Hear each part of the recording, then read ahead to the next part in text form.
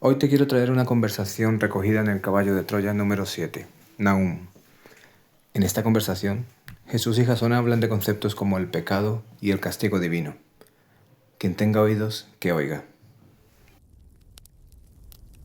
Jesús, sentado a la turca, me observó fugazmente.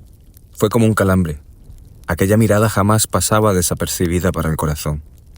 Nos habíamos quedado solos, con la única compañía del fuego y el silencio. Y una vez más, hizo fácil lo difícil. ¿Crees que el Padre lo quiere así? Lo miré sin terminar de captar. La voz templada prosiguió. ¿Crees que el Padre condena a sus hijos a la enfermedad? Lo importante, Señor, no es lo que yo crea, sino lo que ellos, y señalé a la oscuridad de la choza, entienden. Tú has enseñado que ese Padre es amor. Guardó silencio durante unos instantes. Tuve la sensación de que medía las palabras. En aquel tiempo, como ya he referido en otras ocasiones, la enfermedad era la consecuencia directa del pecado, incluso por omisión. Se trataba de una concepción exclusivamente religiosa de lo que hoy entendemos como dolencia o patología. Fue inventada por los mesopotámicos. La Biblia está sembrada de alusiones a esta trágica ecuación. Pecado igual a cólera divina igual a castigo, enfermedad. Lo que tú observes, lo que escuches y sobre todo, lo que termines por creer sí es importante. Eres un enviado. Después, cuando regreses, sé fiel. Otros descubrirán la verdad de tu mano. ¿Es importante o no? Sonrió acogedor. Jesús volvía a ser el del Hermón, risueño, afable y comunicativo. Responde a mi pregunta. ¿Consideras que el Padre desea el mal y la enfermedad? Si yo tuviera un hijo, repliqué un tanto abrumado, nunca lo castigaría con una enfermedad. Probablemente, rectifiqué, no lo castigaría. En verdad te digo, Jasón, que estás próximo a la esencia de la cuestión. El problema es que no conoces al Padre todavía, y por tanto, no sabes que las palabras castigo y pecado no son concebibles para Él. Sois vosotros los que habéis levantado esas calumnias contra Dios. Percibió mi confusión, y animándome con una interminable sonrisa trató de ir paso a paso. Empecemos por el final. ¿Qué es para ti el pecado? Señor, si yo fuera religioso, lo entendería como una transgresión de las leyes y los preceptos divinos. ¿Y cuáles son esas leyes y normas? Me sorprendió. Él lo sabía mejor que yo. Él conocía la Torá y los 613 mandamientos revelados por Moisés, 365 prohibiciones según el número de días del año solar y 248 órdenes positivas que, decían, correspondían a las partes del cuerpo humano. No me dejó responder. ¿Crees que el Padre dictó esas leyes? Tengo entendido que fue Yahvé. La mirada como una daga me advirtió. No estoy hablando de Yahvé, sino del Padre, el número 1, como dice tu hermano. Me atrapó. ¿Sabes cuál es la única ley para el Padre? El amor. Eso lo sabemos por ti. Bien, y el profeta Amós lo resumió en un solo mandamiento. Buscadme y viviréis. Eso es lo que solicita el Padre.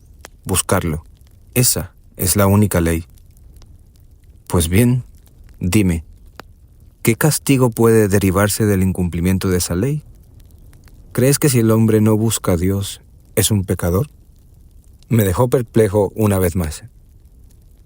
Pero esa, mi querido amigo, aun siendo importante, no es la cuestión principal.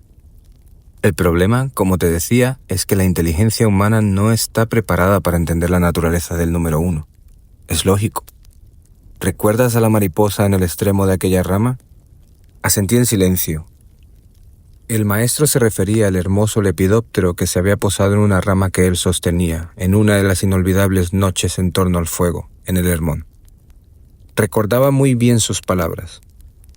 Dime, querido ángel, ¿crees que esta criatura está en condiciones de comprender que un Dios, su Dios, lo está sosteniendo? No, dijiste. Hay demasiada distancia. Correcto. Hay una distancia tan inmensa que ninguna mente humana puede sospechar cómo es el Padre. Lo finito, lo sabes muy bien, no está hecho para lo infinito. Mientras viváis sumergidos en el tiempo y en el espacio, no podréis intuir siquiera qué hay más allá en las regiones del espíritu.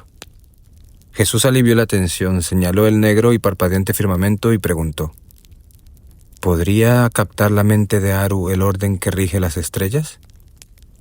Y si no es así, ¿cómo aceptar que pueda ofenderlas?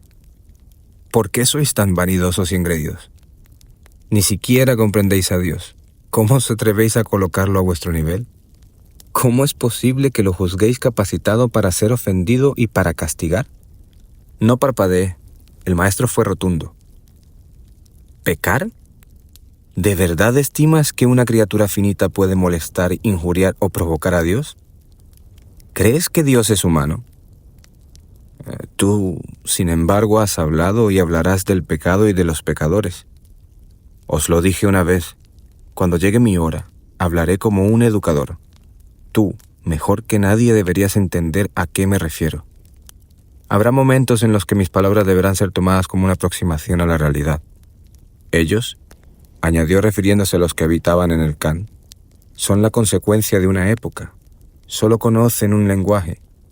Vosotros, en cambio, estáis más cerca. Lo interrumpí. El asunto del pecado me tenía perplejo. Nunca fui un hombre religioso, y en cierto modo me satisfacía la postura del Galileo. Pero, si el pecado no existe, al menos como una ofensa al Padre, ¿qué sucede con los asesinos, ladrones, etcétera? ¿No son pecadores? El Hijo del Hombre esperaba la pregunta. Dibujó una media sonrisa y negó con la cabeza. Una cosa es intentar ofender al Padre, imposible como te he dicho. Y otra muy distinta es causar daño a tus hermanos, los seres humanos. Cuando alguien incumple esas leyes, está infringiendo las normas que rigen entre los hombres. No confundas ese pecado con el otro. Pero a fin de cuentas, Dios castiga a sus pecadores, digamos de segunda. Nuevo error, querido Jasón. El Padre es amor. Ya lo hablamos. Si el pecado no forma parte de la conciencia de Dios, y es así, ¿por qué pensar que es un juez castigador? Ni pecado ni castigo son conceptos comprensibles para el amor, y Él, tu Padre, el número uno, es el amor. Lo sé, con mayúsculas. ¿Crees entonces que Él desea y envía la enfermedad? Silencio. ¿Puedes admitir que una persona enamorada imagine siquiera cómo ofender y castigar a su hombre o mujer amados? Jesús permitió que las ideas planearan sobre mi corazón. Después, pausadamente fue descendiendo. El Padre, no Yahvé, no lleva las cuentas, te lo dije. Confía. Ahora estáis ciegos, pero algún día se hará la luz en vuestras inteligencias.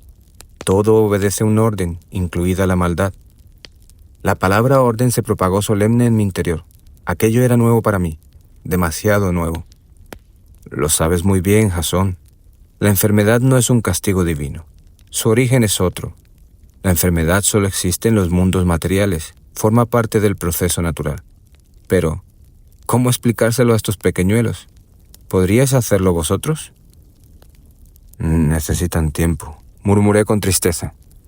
Y vosotros también. Confía, querido amigo. Solo se os pide eso. Confianza. En el amor no hay resquicios. Entonces, Yahvé, ¿quién es? Di mejor quién fue. Esperé, intrigado.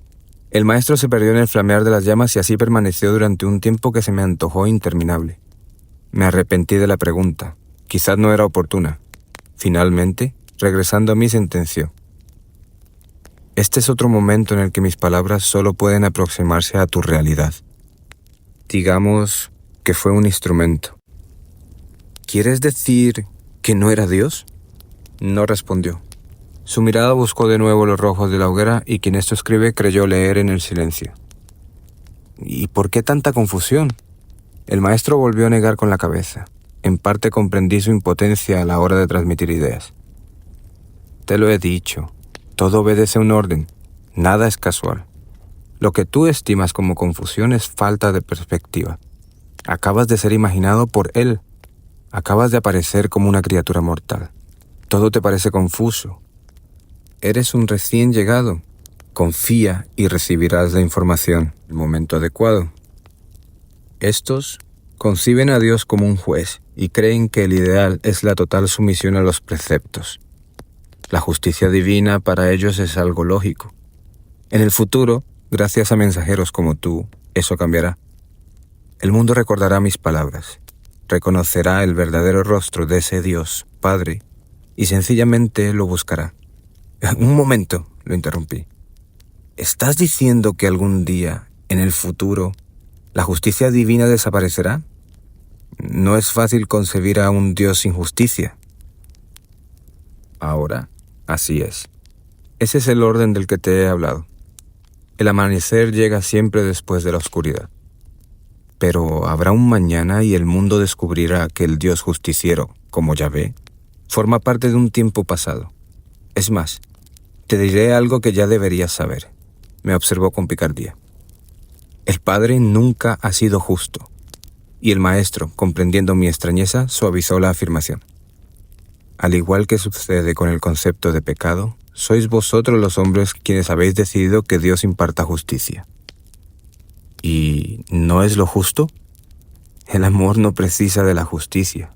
Insisto, es el ser humano el que se empeña en hacer a Dios a su imagen y semejanza. Yo dije en cierta ocasión que la divina justicia es tan eternamente justa que incluye inevitablemente el perdón comprensivo. Ahora, en el silencio de este lugar, te digo que mis palabras se quedaron cortas. Ahora, y a ti, mi querido mensajero, te digo que el Padre jamás ha necesitado de la justicia.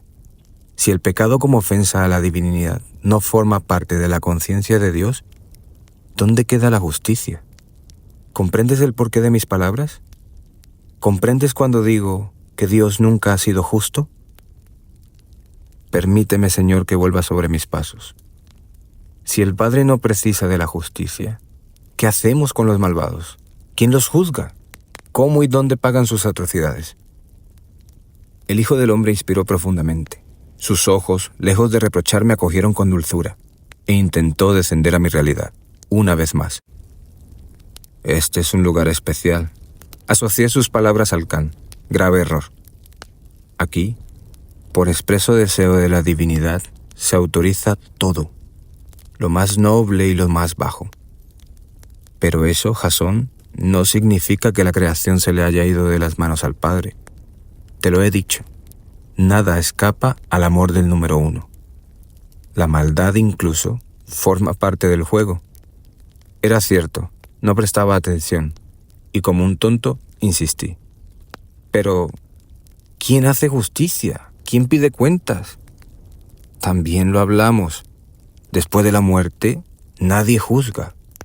El amor nunca juzga. Sé paciente y confía. Existe un orden que tú apenas distingues. Entonces, ¿qué debemos hacer? Jesús respondió con una sola palabra. Yeda, dar gracias. Y así terminó aquella intensa jornada. Ten esperanza y confía. Sígueme para saber un poco más.